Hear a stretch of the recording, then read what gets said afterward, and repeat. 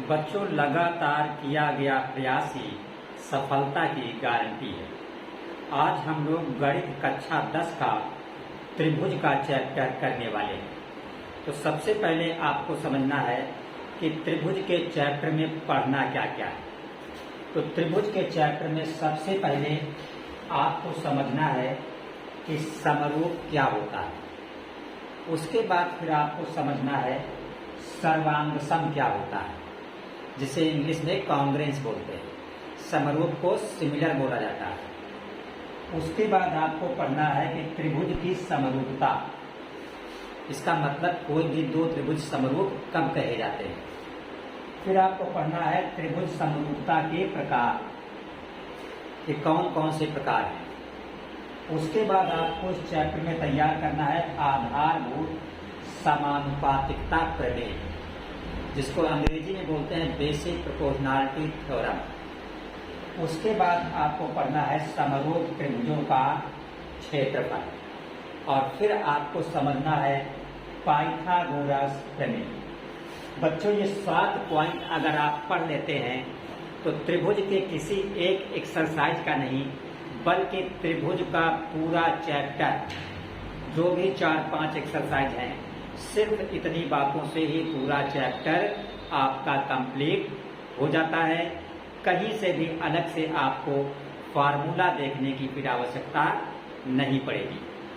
और इस पूरे चैप्टर को हम डिवाइड कर रहे हैं कितने, 5 भागों में, 5 क्लास में, 5 वीडियो में ये पूरा चैप्टर आपका कंप्लीट हो जाएगा। इसलिए चैनल को सब्सक्राइब आप अवश्य कर लीजिए। ये हमारा नंबर लिखा हुआ है 8318271366। कोई प्रॉब्लम हो कांटेक्ट करके आप पूछ सकते हैं। तो जो 5 पार्ट में हमने डिवाइड किया है इस पूरे चैप्टर को, तो पहले चैप्टर में पहले पार्ट में हम आपको इसके जो पॉइंट हैं, जिनको आप बेसिक कह सकते हैं या जिनको आप सूत्र भी कह सकते हैं, इन्हीं के आधार पे पूरा चैप्टर हल होगा। तो आज की क्लास में हम इन सबको नंबर वाइज एक एक करके समझाएंगे, और उसके बाद फिर दूसरे पार्ट में, दूसरी वीडियो में, दूसरे क्लास में हम आपको बताएंगे 1 नंबर वाले MCQ बहुविकल्पी प्रश्न। फिर उसके बाद तीसरी वीडियो में, तीसरे पार्ट में आप देखेंगे 2 नंबर वाले प्रश्न। फिर चौथी में आप देखेंगे 4 नंबर वाले प्रश्न, और लास्ट में देखेंगे आप 5वीं जो वीडियो इसकी होगी, 5वीं क्लास होगी, उसमें 6 नंबर में आने वाले प्रश्न। और ये सभी बोर्ड के एग्जाम देने वाले स्टूडेंट के लिए बहुत ही उपयोगी है। तो चलिए शुरू करते हैं। पहला पॉइंट आपको बताते हैं कि समरूप किसे कहते हैं। अगर आपसे कोई पूछे कि समरूप क्या है, तो आप उसको क्या जवाब दोगे? कि जिसका आकार, और इसको अंग्रेजी में बोलते हैं शेप, जिसका आकार समान हो, और गांव की भाषा में इसको बोलते हैं बनावट, शकल, जिसकी आकार समान हो। कोई भी चित्र ऐसे हो, कोई भी वस्तुएं ऐसी हो जिनके आकार बनावट समान हो, तो उसे कहा जाता है समरूप। बस हो गया आपका आंसर। जैसे मान लो एग्जाम्पल में ये 1 सेंटीमीटर त्रिज्या का वृत्त है, और ये मान लो यहाँ पे ये 2 सेंटीमीटर त्रिज्या का वृत्त है। आप गौर से देखिएगा, दोनों की बनावट, आकार एक जैसा है। ये भी गोल गोल है और ये भी गोल है। तो ये दोनों क्या हो गए? समरूप हो गए। दोनों वृत्त कैसे हैं? समरूप। और ये समरूप का चिन्ह होता है ऐसे। ये समरूप का क्या है? चिन्ह। अब अगर आपसे पूछा जाए सर्वांग सम किसे कहते हैं, तो आप कहोगे जिसका आकार और माप दोनों बराबर है, उसे कहते हैं सर्वांग सम। जैसे मान लो ये 1 सेंटीमीटर त्रिज्या का वृत्त खींचा आपने, और दूसरा भी वृत्त आपका जो है वो 1 सेंटीमीटर का है। तो अब आप देख रहे हैं यहाँ पे दोनों की बनावट भी समान है और दोनों की नाप भी समान है, मीन्स साइज भी समान है। तो इनको कहा जाएगा सर्वांग सम। और सर्वांग सम का ये चिन्ह होता है, ये दो लाइनें ऐसे और ये हो गया सर्वांग सम का चिन्ह। आपका तीसरा पॉइंट है त्रिभुज की समरूपता। दो त्रिभुज समरूप कब होते हैं? तो आपका जवाब होगा अगर दोनों त्रिभुजों के संगत कोण बराबर हो, और नंबर 2 दोनों त्रिभुजों की संगत भुजाएं एक ही अनुपात में हो, तो दोनों त्रिभुज समरूप कहे जाते हैं। फॉर एग्जाम्पल देखिएगा, जैसे मान लो ये एक त्रिभुज आपका है और इसका नाम है ABC, और दूसरा त्रिभुज आपका ये है, इसका नाम है DEF।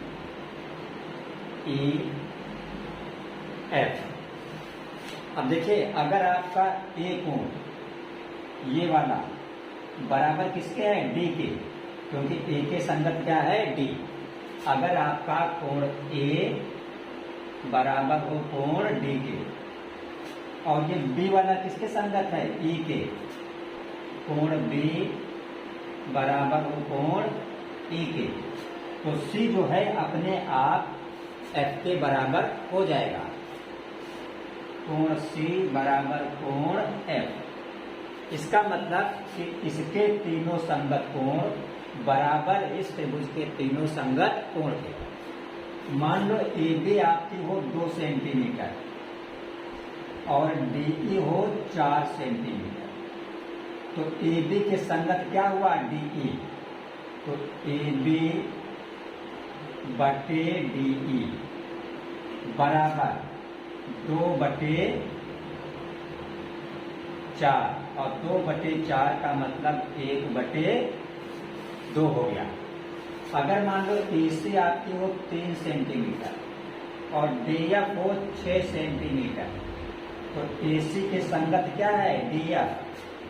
अगर आप AC बटे DF निकालें तो 3/6 बराबर 1/2, 3 कम 3, 3 दूना 6।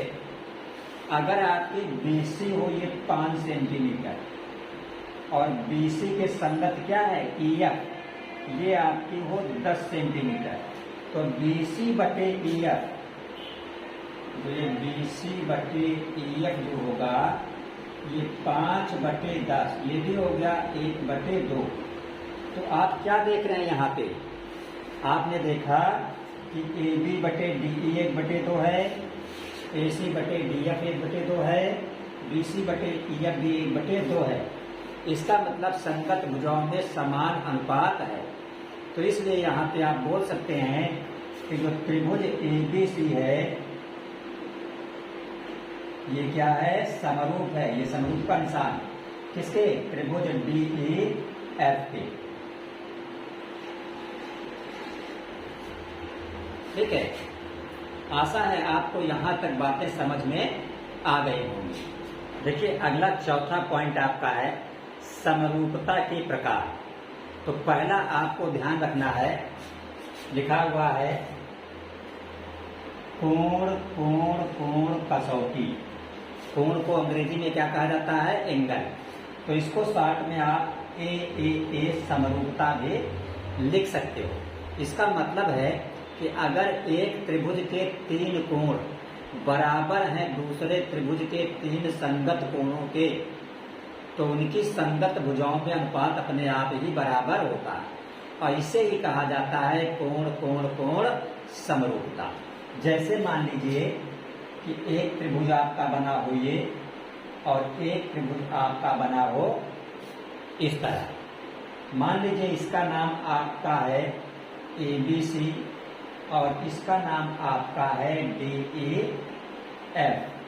अगर ये 70 है तो मान लो ये भी 70, ये 60 तो ये भी 60, और ये 50 अंश तो ये भी 50 अंश। तो यहाँ पे आप क्या देख रहे हैं कि एक त्रिभुज के 3 कोण बराबर हैं 3 त्रिभुज दूसरे त्रिभुज के संगत कोण के। तो इसे ही कहा जाता है कोण कोण कोण समरूपता या AAA समरूपता।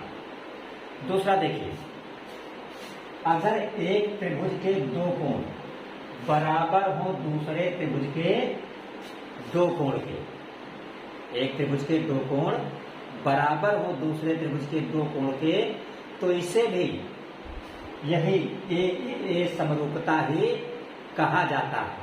तो एक त्रिभुज के दो कोण जब बराबर होते हैं दूसरे त्रिभुज के दो कोणों के, तो उनके तीसरे कोण अपने आप आपस में बराबर हो जाते हैं। कैसे? जैसे मान लीजिए एक त्रिभुज आपका ये बना हुआ है और एक त्रिभुज आपका ये बना हुआ है। मान लो ये 70 अंश है और ये भी 70 अंश है, ये 50 अंश है और ये भी 50 अंश है। तो आप जानते हो त्रिभुज के तीनों कोणों का योग कितना होता है? 180। तो 70 50 जोड़ दो तो कितना हो गया? 120। 180 से 120 घटा दो तो कितना बचा? 60। तो ये 60 हो जाएगा। यहां भी 70 50 120, 180 से 120 घटा दो तो कितना रह गया? 60। तो आपने देखा जब एक त्रिभुज के दो कोण बराबर होते हैं दूसरे त्रिभुज के दो कोण के, तो उनका तीसरा कोण अपने आप आपस में बराबर हो जाता है। इसलिए इसे भी कोण कोण कोण समरूपता कसौटी कहा जाता है।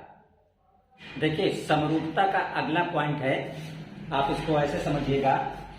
जैसे मान लीजिएगा ये कोई एक आपका त्रिभुज बना है और इसका नाम हमने रख दिया ABC और दूसरा त्रिभुज मान लो कोई ये है, इसका नाम है DEF।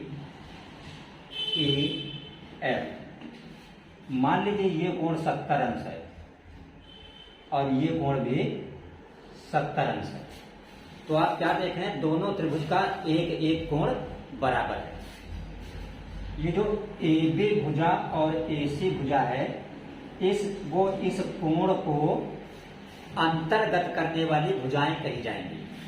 इसी तरह जो ये भुजा DE और DF है, वो इस कोण को अंतर्गत करने वाली भुजा कहा जाता है। अगर मान लो AB 3 है और DE 6 है, तो AB बटे DE क्या हो गया? 3 बटे 6 बराबर हो गया 1 बटे 2 आपका। मान लो ये AC आपकी 4 है और DF आपकी 8 है, तो ये 4 बटे 8 ये बराबर हो गया 1 बटे 2। तो आप यहां पे क्या देख रहे हैं? दो त्रिभुजों में कि दोनों का एक एक कोण बराबर है और दोनों को अंतर्गत करने वाली जो भुजाएं हैं वो भी समान अनुपात में AB बटे DE बराबर 1 बटे 2 है और AC बटे DF भी 1 बटे 2 है। तो ऐसे त्रिभुज भी आपस में समरूप कहे जाते हैं। इसी चीज को इस तरह लिखा गया है कि यदि एक त्रिभुज का एक कोण दूसरे त्रिभुज के एक कोण के बराबर हो तथा इन कोणों को अंतर्गत करने वाली भुजाएं समान अनुपात में हो, तो त्रिभुज कैसे होते हैं? समरूप होते हैं। अगला पॉइंट देखिएगा, समरूप त्रिभुजों का क्षेत्रफल कैसे ज्ञात किया जाता है। तो समरूप त्रिभुजों का जो क्षेत्रफल होता है वो उनकी संगत भुजाओं के वर्गों के अनुपात के बराबर होता है। जैसे मान लीजिए कि एक त्रिभुज आपका ये बना हुआ है ABC और एक त्रिभुज आपका ये बना हुआ है DEF और ये दोनों त्रिभुज कैसे हैं? समरूप हैं। ये समरूप का चिन्ह है। अगर दो त्रिभुज समरूप हैं तो इनके क्षेत्रफल कैसे ज्ञात किए जाते हैं? तो यहां पे आपको सूत्र ये याद करना होगा।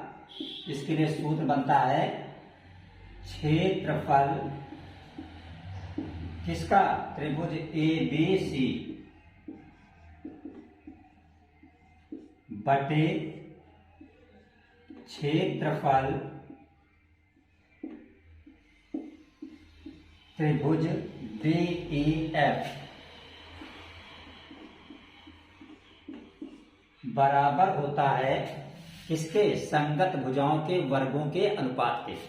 तो जैसे मान लो ये AB भुजा है तो ए बी के संगत क्या है, डी ई, तो बराबर ए बी बटे डी ई का होल स्क्वायर बराबर, जैसे ये ए सी है तो ए सी के संगत क्या है, डी एफ, तो बराबर ए सी बटे डी एफ का होल स्क्वायर बराबर, जैसे ये बी सी है तो बी सी के संगत क्या है, ई एफ, तो बराबर बी सी बटे ई एफ का होल स्क्वायर। ये सूत्र काफी इंपॉर्टेंट है। जब भी आपको दो त्रिभुजों के क्षेत्रफल दिया हो, दो भुजाओं में से एक भुजा दिया हो, तो चौथी चीज आप ज्ञात कर सकते हैं। इस पर आधारित जब हम आपको क्वेश्चन हल कराएंगे तो आपको ये बात और भी क्लियर हो जाएगी। इसलिए चैनल को सब्सक्राइब अवश्य रखिएगा ताकि हर वीडियोस की नोटिफिकेशन आप तक पहुंचती रहे। बच्चों, अगला पॉइंट आपका है पाइथागोरस प्रमेय। तो पाइथागोरस प्रमेय में आपको क्या ध्यान रखना है कि कर्ण का स्क्वायर बराबर होता है लंब का स्क्वायर प्लस आधार का स्क्वायर।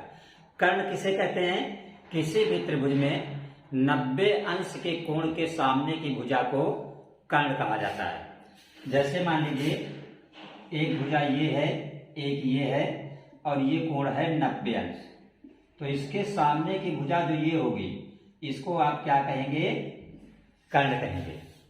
अब बचे जो शेष दो हैं, एक भुजा ये और एक ये, तो इसमें एक लंब हो जाएगी और एक आधार हो जाएगी। देखिए आज के क्लास का जो लास्ट पॉइंट है इसको ऐसे समझिएगा। ये सब पढ़ने से पहले, पढ़ने में माइंड डिस्टर्ब होता है कि इतना सा बड़ा सा क्या लिखा हुआ है।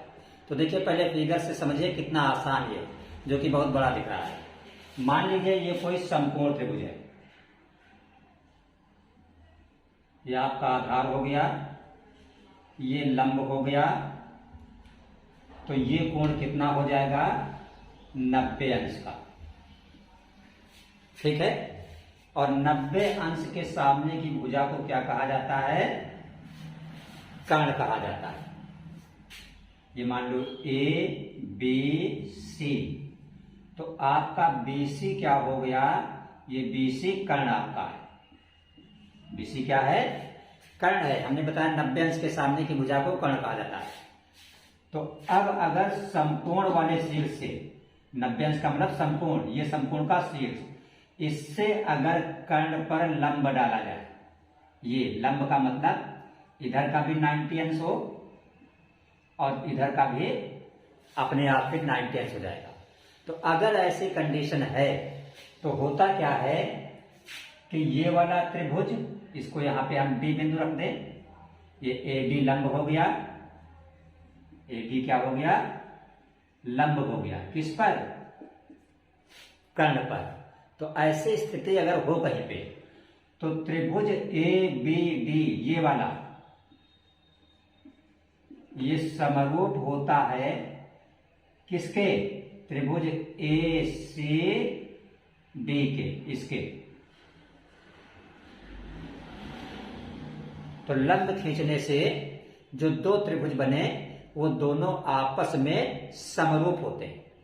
और यही दोनों, ये वाले और ये वाले, ये बड़े वाले त्रिभुज के भी समरूप होते हैं। इसका मतलब आप लिख सकते हैं कि जो त्रिभुज ABD है, ABD ये समरूप है ABC के, पूरे त्रिभुज के। इसी तरह ये जो दूसरा है ACD, त्रिभुज ACD है, ये भी समरूप है पूरे त्रिभुज के ABC के।